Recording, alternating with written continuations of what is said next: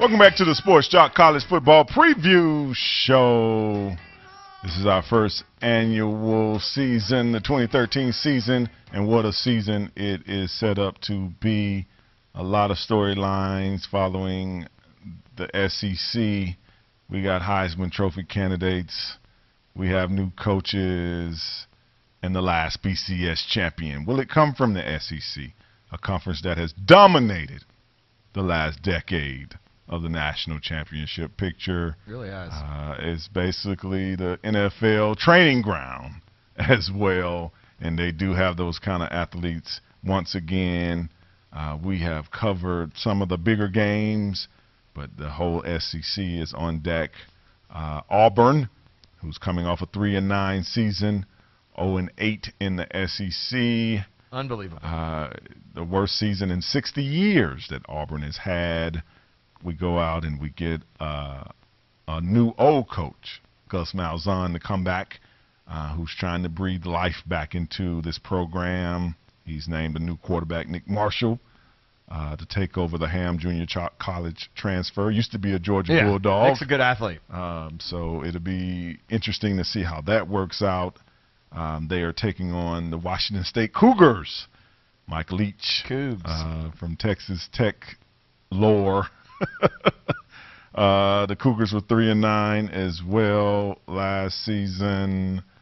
Home game for the it's just home game a on the Plains. good home game against a program that is not far removed from some solid play. Washington State was never. A few years ago. Yeah, they've never been the stellar, but they've been what we would call in the SEC kind of like an Ole Miss. Right. They'll have a year here and there, but they're not a doormat, but they'll have a year here and there. Right. They've been a doormat lately. Yes. They're going to throw the ball a lot, which Auburn That's what Mike Leach likes to do. Everything last year. So I was about to say, what part of the game didn't we do? I think Nick Marshall is a great fit. I did follow him. He was a good athlete at Georgia. We were going to have him playing defensive back at Georgia. Mm-hmm.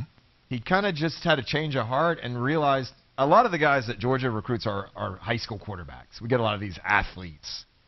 And they go and play a different position. Hines Ward, a lot of these guys. Mm-hmm. Boss Bailey, by the way, was a quarterback in high school. Right. Imagine that. Linebacker Boss Right. Bailey. Exactly. When you look at this game. He went to play quarterback. He went to JUCO, did great.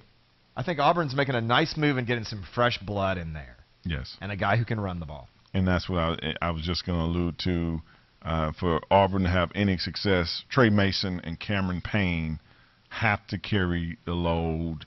And it's like anybody. The first couple of games, you want the quarterback to go out, just like I was saying, Georgia against Clemson. Yeah. You want him to be able to go out in that first and second game and just make some nice completions.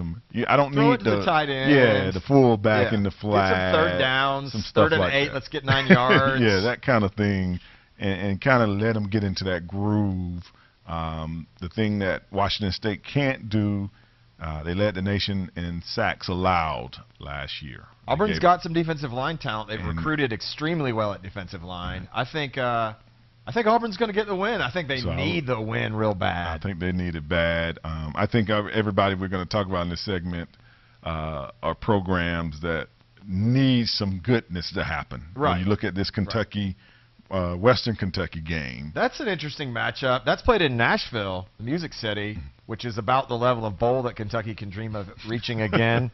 Western Kentucky has who's that coach, Wayne? Bobby Petrino, baby. Bobby Petrino. Wayne won't say it. I don't say Bobby his Petrino, name. I think, is going to get the win in this game. Western Kentucky was better than Kentucky last year. Mm-hmm. They want to win the state championship. And I think that they're going to win that game. Can you pick Big Blue here? I'm going against anything that guy that you said is coaching Western Kentucky, so I'm going to go with the Kentucky Wildcats. Le Bleu. The Big Blue has a Stoops brother at the helm now, so that's going to instill some winning moxie. Yeah, Mark Stoops. Mark bringing Stoops is there. That winning tradition. Stoops boys win. That new day kind of thing that a coach needs to throw down. Kentucky needs the win. Western's just going to be better because they're a better program. Florida and Toledo. I just got back from Florida. It was a great trip. Got to headline a spoken word event at Say the Word at Red's Fueling Station in Blue Mountain Beach. Stayed in Rosemary Beach. Some people down there, and I texted Wayne about this, even in his daughter's birthday party, I'm like, dude, Florida State, dude, Florida. It was ridiculous. Anyway, I'm supposed to be on vacation concentrating on the beach, and I'm like, Florida State, Florida. But some people think Florida's going to be real, some don't. Florida's going to beat Toledo. I think Florida's going to be better than the Rockets, although Toledo won 9 games last year. Mm-hmm. This isn't as bad as Florida usually schedules an opening opponent. They're going to be looking ahead to Miami. Gators going to have any trouble with Toledo?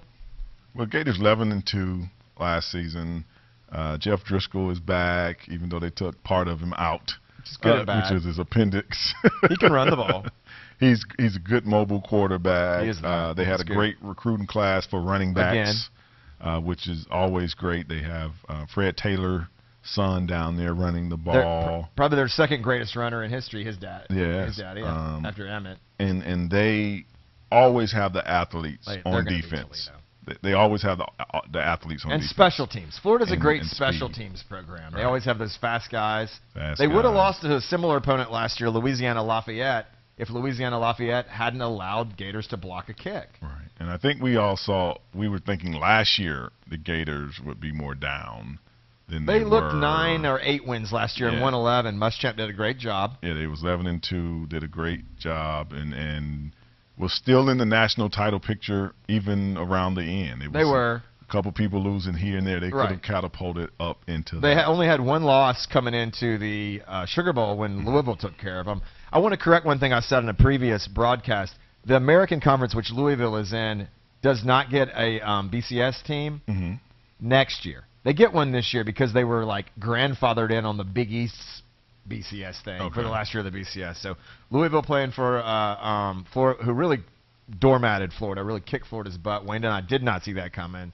Right. Florida's going to need that revenge game in Toledo to get the year off to a good start. Florida blowout. Florida blowout. We mentioned Louisiana Lafayette, Raging Cajuns, where I wanted to play football when I was playing Louisiana. Playing Arkansas, talk about a program that needs a win. They went from number 5 in the country to winning less than 5 games. Yes, bad coaching by John L. I think I could have got a couple more wins out of him. Well, they were doing the best they could do. They had the talent. But the guy that was there, he was a control freak. The guy you said is at West Kentucky, Bobby P. So when guys like him leave, he's dominated so much of what's going on. That, he can take a good coach and put him in a bad situation because he kind of pulls his power away. And I think that's what you saw. Yeah. You saw a team in flux that bad flux that couldn't operate because they had been dictated to. My in-laws are hogs. I end up knowing more about this program than I want to.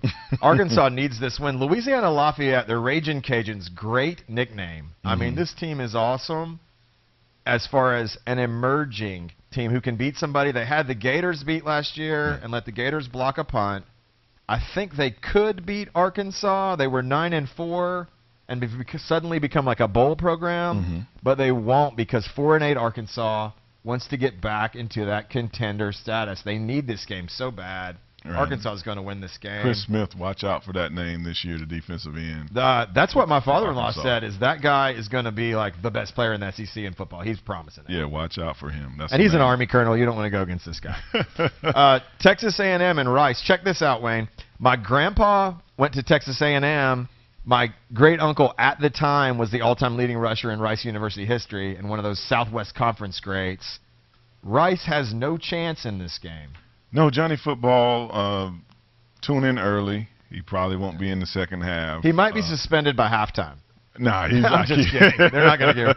He's not getting suspended until he plays Bama. That's right. No matter what goes on. Saban's already arranged that with the folks up the street from him at the SEC office. Yeah, if you haven't noticed, the hoopla of him getting suspended has kind of died heavily. Kind of like the Cam thing.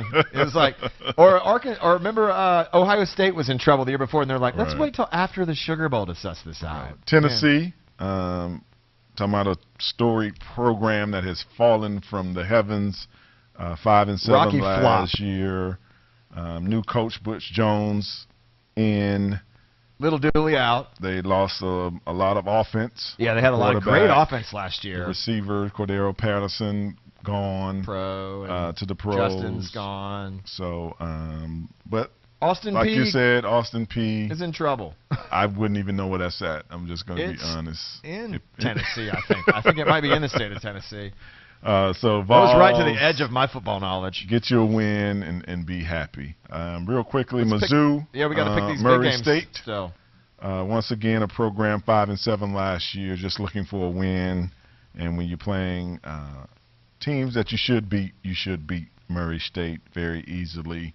Back to the big board. Let's get on that big board. Big board. South Carolina, North Carolina. Who are you taking there, hon? I got to go Cox there, but I think North Carolina can challenge them. You got to Cox for you. I'm going with the Gamecocks myself. They're going to be looking ahead to Georgia because they have to beat Georgia 4 years in a row. Right. They are going to be looking ahead. Georgia can't look ahead. South Carolina will be. North Carolina's emerging, but they're not going to beat South Carolina. Oh, Miss Vandy. I'm going to this is a toss-up. I'm going to go Vandy in the home game.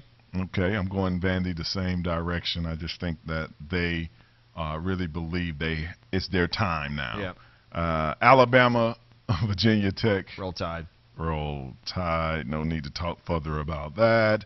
And Georgia, Clemson. Are you going to pick against your dog? This is a dicey situation for Georgia. They're not going to go undefeated against South Carolina, LSU, and Clemson, but they're going to beat Clemson again. I'm going to go with the Clemson I knew Tigers. you were. We didn't pick LSU TCU. I think we're going to differ again. I'm going Horned Frog. And I'm going with the SEC. Always. Till I fall down. I think it's going to be a great weekend. I know it's going to be a great year. Well, sit back, get ready. The start of a great season is upon us. Han Vance, BigHarryBlog.com. BLAWG. The Sports Joc Show with Wayne Gandy. The College Football Preview Show. Each Friday, 9 a.m. Eastern on the SportsJoc.com. This week, special edition starting Wednesday. We can't wait.